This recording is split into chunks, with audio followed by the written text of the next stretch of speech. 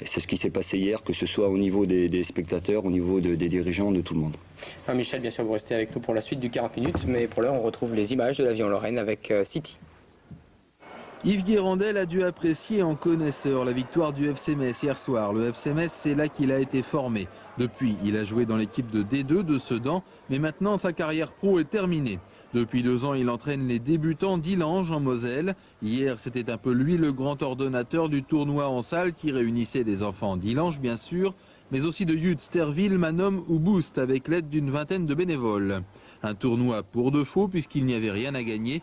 Il s'agissait plutôt d'une suite de rencontres. 84 enfants avaient répondu à l'appel de ce club qui compte 2 équipes seniors, une équipe pupille, une équipe poussin et 3 équipes de débutants. Figurez-vous que le patin à roulettes, c'est comme tout, ça s'apprend. Surtout que maintenant, il existe même du patinage à roulettes artistique. Ça ressemble beaucoup au patinage sur glace, si ce n'est bien sûr pour les appuis qui sont tout à fait différents. Il existe même un skate club de Lorraine à Étanges-Grande. Évidemment, ça fait mieux que club de patin à roulettes. Avec des cours de patinage tous les jours dispensés notamment par Alexandra Hermacora, 20 ans, qui patine depuis 14 ans. Avec un entraîneur et 3 autres éducateurs, elle enseigne la science du patinage à 75 enfants d'une moyenne d'âge de 10 ans. Les enfants sont répartis en 2 groupes d'âge, les 3-4 ans avec pansement et mercurochrome obligatoire, et les plus grands. Si ça vous tente, il n'y a pas d'âge limite pour se lancer. Natacha Orlov, Alexis Vassiliev et Sacha Grande. Vous ne connaissez peut-être pas leur nom, il est vrai qu'ils ne sont pas premiers au top 50.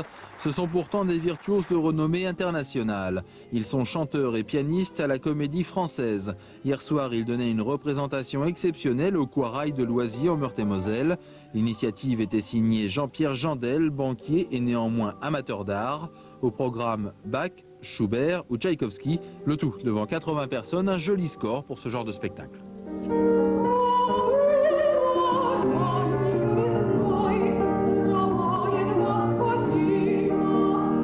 Le tir à l'arc, on n'en parle pas trop souvent, pourtant c'est une discipline où les Français excellent. Souvenez-vous de Sébastien Flûte à Barcelone. En Moselle aussi, il y a des champions. Jean-François Manzarano, par exemple, il est champion de France, 3e au championnat du monde. Et il a échoué de très peu au championnat de Moselle de tir qui se déroulait cet après-midi à Creutzwald. Il avait, il est vrai, fort à faire face à 118 concurrents issus de 17 clubs mosellans. Une première pour Creutzwald qui n'avait jamais reçu ces championnats, mais qui a déjà fourni 2 champions à la Moselle.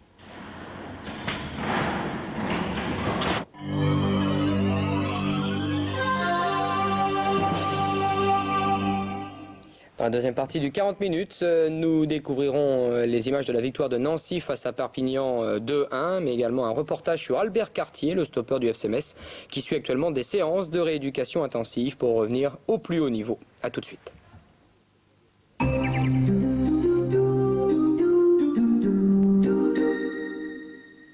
L'instinct de l'économie, c'est chez Fiat. Repris 7 000 francs minimum, un rapport qualité-prix étonnant. À partir de 51 100 francs, c'est la Uno. Cinquecento, à partir de 44 600 francs, fonctionnelle, élégante, c'est la citadine par excellence. Tipo, à partir de 66 500 francs, le diesel au prix de l'essence. Pour 70 700 francs, une voiture bien inspirée, la Tempra. Et enfin, Chroma, la grande berline de Fiat. Économie et qualité, Fiat, le savoir-faire d'un grand constructeur.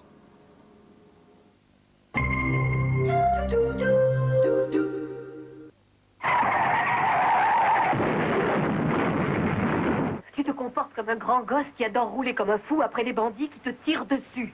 Oui, c'est vrai. Il a été tué sans avoir eu le temps de voir son bébé. En ce jour de fête nationale, ils sont beaucoup à avoir emprunté l'autoroute 5 qui longe la côte californienne. Les uns derrière les autres, ils roulent, sans se douter qu'une série de carambolages va faire basculer le destin de certains.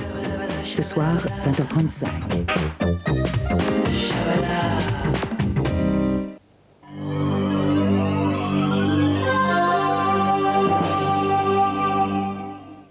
Le football continue dans le 40 minutes avec la victoire des Nancéens qui se sont imposés cet après-midi sur leur terrain du stade Marcel Picot face à Perpignan 2-1. Une victoire très importante puisqu'elle permet aux hommes d'Olivier Rouillet de se hisser à la 4e place du classement à seulement 4 points du premier Martigues.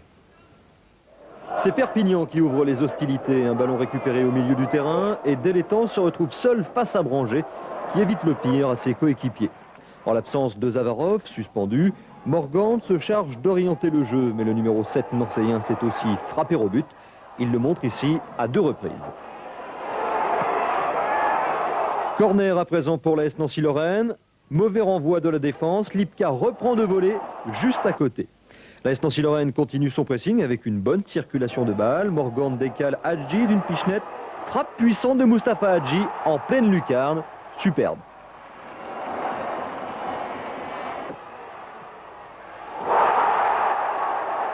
Perpignan n'accuse pas le coup, au contraire.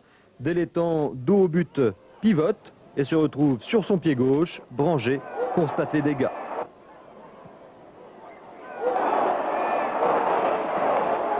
Le match a commencé depuis 26 minutes seulement, mais malheureusement le niveau de jeu baisse ensuite. Il faut attendre la fin de la mi-temps pour suivre une nouvelle occasion. Un centre de Vérel détourné sur la transversale par un défenseur perpignanais. Enfin, la dernière action avant le retour au vestiaire, un centre d'Adji contré, reprise de Morgante, d'Angelo et sur la trajectoire de la balle. À la reprise, les Nancéens marquent nettement leur détermination. Au départ, encore un bon travail d'Adji. La tête de Vérel ne trompe pas d'Angelo. Quelques minutes plus tard, nouvelle tentative de Tony Vérel, au pied cette fois, sans plus de réussite. Sur la pelouse, il n'y a plus qu'une seule équipe, l'AS Nancy-Lorraine. Mais à chaque tentative, les duels tournent en faveur de D'Angelo, comme ici face à Mustapha Hadji. 80e minute déjà, coup franc tiré par Hadji, tête de l'Écluse, à côté. L'AS Nancy-Lorraine semble s'acheminer vers un match nul. Stéphane D'Angelo le sait, il fait tout pour gagner du temps. Trop de temps selon l'arbitre qui 2 minutes plus tard le sanctionne. Carton jaune, plus coup franc indirect dans la surface. Discussion, palabre, les Perpignanais contestent et le mur tarde à se mettre en place. Finalement, après une longue interruption, le coup franc est tiré. Contre, Marco Morgan récupère, de l'extérieur du pied droit, frappe en pleine lucarne. Il reste à peine 40 secondes à jouer. L'AS Nancy-Lorraine tient sa victoire et du coup se retrouve 4e au classement du groupe A. Les Perpignanais ont un goût amer. Sans la bévue de leur gardien, ils auraient sans doute pris un point. Notez également, toujours en Division 2, que l'autre club lorrain, Épinal, s'est incliné à l'extérieur à Rodez, 1-0 des Spinaliens, toujours bon dernier, qui s'apprête à accueillir Nancy samedi prochain pour le derby lorrain. Le match aura lieu à 15h à Épinal. Des nouvelles d'Albert Cartier, le stopper et capitaine du FC Metz, a bien du mal à retrouver les terrains d'entraînement, blessé au genou à l'automne dernier. Il a tenté un retour au début de l'année, mais sans succès. Et depuis, il a entamé des séances intensives de rééducation au centre hospitalier de Forbach. Si tu restes, je te jure. Un genou qui craque, le gauche, fin octobre contre Toulon. Et voilà le stopper de choc du Football Club de Metz en panne de football. Opération, retour à l'entraînement, le genou qui gonfle, reprise, 2 bouts de match contre le Havre et Sedan, 2 mois très difficiles pour Cartier. Aujourd'hui, le genou est guéri. Ce qui va moins bien, c'est la cuisse. La masse musculaire a fondu de 50%. Alors pour retrouver la forme, Albert Cartier travaille comme un fou. Depuis le début de la semaine, il est au centre de rééducation d'Hospitalor à Forbach. Il y a des exercices qui sont très difficiles, notamment au niveau musculaire où là j'ai un gros déficit. Et pour compenser cela, il faut souffrir, il faut s'arracher un peu. Mais c'est vrai qu'il y a des exercices, il y a des mouvements, il y a des appareils qui sollicitent énormément. Le rythme est soutenu, 9h30 à midi et 13h30 à 16h30. Cartier travaille 10 minutes, un quart d'heure sur chacun des 10 appareils. Le circuit est effectué 2 fois dans la journée. Il a une participation maximale à tous les exercices que nous lui demandons ici. Et il a surtout également la sagesse de respecter des temps de repos, des temps de récupération, ce qui est souvent négligé par certains blessés ou certains joueurs. Or, ça fait partie intégrante du traitement. Cartier, malade idéal. La volonté de revenir le plus vite possible est évidente. À Forbach, le professionnel du FC Metz partage sa rééducation avec d'autres patients, l'occasion de lier connaissance. Et puis en fin de journée, c'est la relaxation. Cartier est sur la bonne voie. Son objectif, retrouver ses copains pour le match contre Sochaux samedi prochain, mais sans aucune certitude. Je ne prendrai pas du tout cette rééducation pour un échec en tous les cas, parce que de toute façon ce sera remis seulement au match d'après. En tous les cas, ce que je fais actuellement là, c'est très profitable. Donc s'il faut le faire 15 jours, vous le ferez 15 jours? Bien sûr, je viendrai tous les jours. Mardi soir, le capitaine du Football Club de Metz s'est replongé dans l'ambiance foot au tournoi en salle d'Amnéville. Ça donne envie de revenir avec l'équipe, avec les joueurs sur le terrain, même si ce n'est pas une surface que j'apprécie particulièrement, mais le fait d'avoir des sensations de footballeur, c'est important. Michel Etter, est-ce que vous pensez qu'Albert va bientôt retrouver les crampons et les terrains? Oui, bien sûr, connaissant Albert, c'est un grand professionnel, un grand bosseur. Il sera avec nous très vite, surtout avec les moyens qu'on lui met à sa disposition à Forbach, parce que j'avais eu la chance de travailler aussi là-bas pour ma rééducation. Je connais Albert et on a toujours un petit peu tendance à vouloir brûler les étapes quand on est blessé. Et c'est vrai que la situation du club ces derniers mois obligeait un petit peu Albert à vouloir revenir trop vite, comme on le fait tous. Et malheureusement, il s'était reblessé sur terrain gelé. Mais il faut souhaiter qu'il revienne pour l'équipe, pour tout le monde, parce qu'il est capitaine, c'est un petit peu le lien avec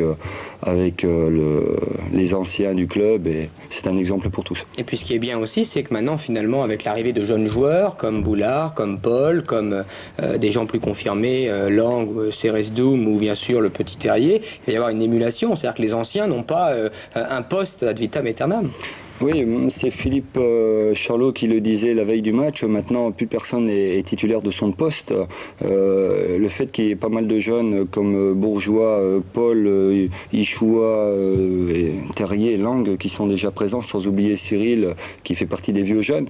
Je crois que c'est très important pour le club puisque c'est l'identité du club, mais aussi ça met une pression supplémentaire aux autres joueurs. Donc une émulation saine n'est jamais mauvaise pour un club comme le nôtre. Alors pour la suite de la saison, rien ne sera facile, c'est évident. Donc Metz a encore beaucoup de points à prendre pour se sécuriser un peu, avec des déplacements qui vont se localiser dans l'Est pour l'instant avec Sochaux, puis après vous accueillez pour le derby de l'Est Strasbourg. On est conscient que ça sera difficile jusqu'à la dernière seconde. Vous disiez tout à l'heure qu'on s'éloignait un petit peu de la zone dangereuse. Ce n'est pas vrai puisque nous sommes 8 équipes en 5 points, à 1 point du relégable, donc ça sera très difficile. Très difficile à Sochaux qui reste sur 2 défaites en ce début de saison, ce début d'année. Très difficile face à Strasbourg puisqu'ils viennent de prendre 1 point au parc et on sait très bien que c'est très difficile de prendre 1 point chez les Parisiens.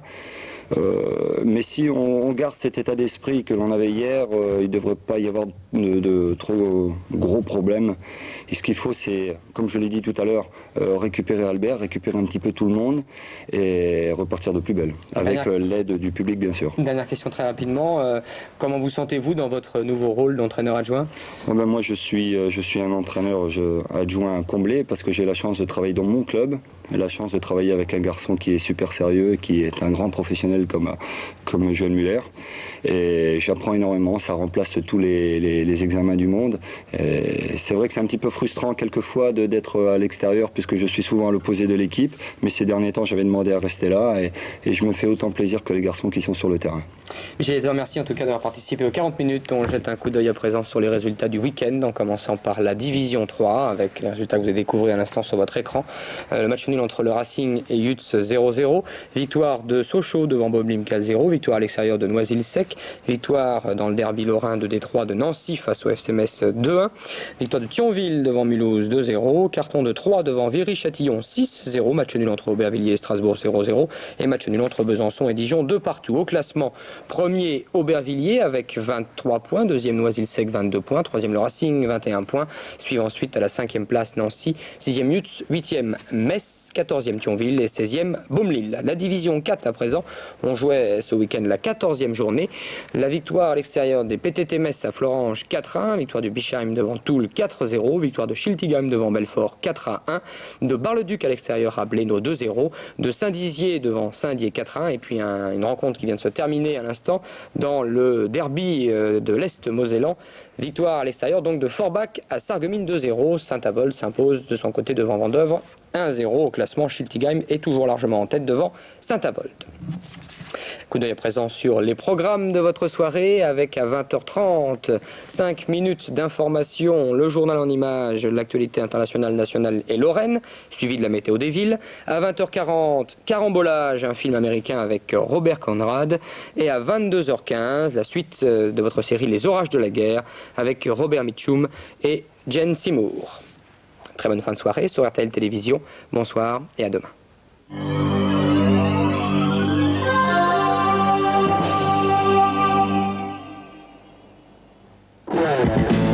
lundi au vendredi de 16h20 à 17h15, Music Family, c'est votre émission de variété. En nous téléphonant au 36 65 57 54, vous pouvez arbitrer toutes les rencontres. Et parmi ces rencontres, Mylène Farmer qui affronte Sylvie Vartan. Sylvie Vartan, des heures de désir. Si vous aimez, 36 65 57 54. Mon ventre qui bat. Je ferme les yeux et tu viens avec moi.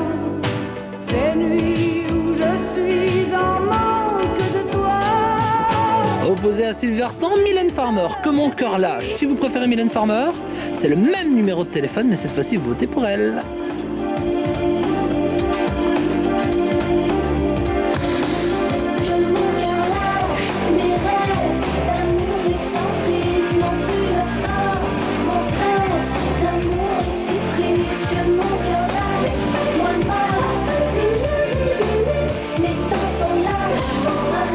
Résultat de cette rencontre et de toutes les rencontres, eh bien dès lundi 16h20 17h15, l'émission s'appelle Music Family.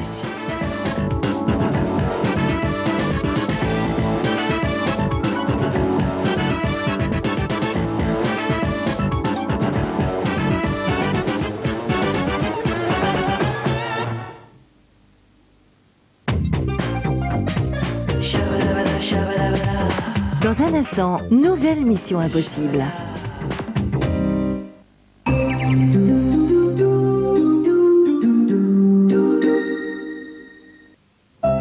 Ancien élève de l'école de fourrure de Paris, Daniel Bacot est un styliste professionnel. Création de modèles originaux dans un grand choix de pelleterie, cuir, fourrure, mouton retourné. Le Vison Noir vous attend également pour vos réparations, transformations et remises à neuf.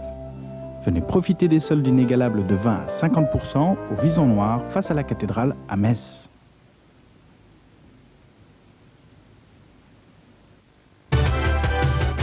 Un des plus gros vidéoclubs de France. Sur ses 3 niveaux, plus de 12 000 films à la location et 5 000 titres à la vente. Venez vite découvrir cet incroyable monde de la vidéo. Pour toute inscription ou réinscription, un pins Téléfrance Vidéoclub vous sera offert. Téléfrance Vidéoclub, 8 rue d'Ambetta, quartier Gare, à Metz. À la foire fouille, tu trouves de tout si t'es malin. Il y a plein de bonnes affaires. En ce moment, fantastique arrivage de table à repasser au prix exceptionnel de 49 francs. Oui, la table à repasser à 49 francs, c'est du jamais vu. Alors dépêchez-vous, car à ce prix-là, il n'y en aura pas pour tout le monde. Votre magasin La Foire Fouille, à Longwy, Saint-Avold, Talange, Forbach, Clouanche, Verdun et Sarreguemines.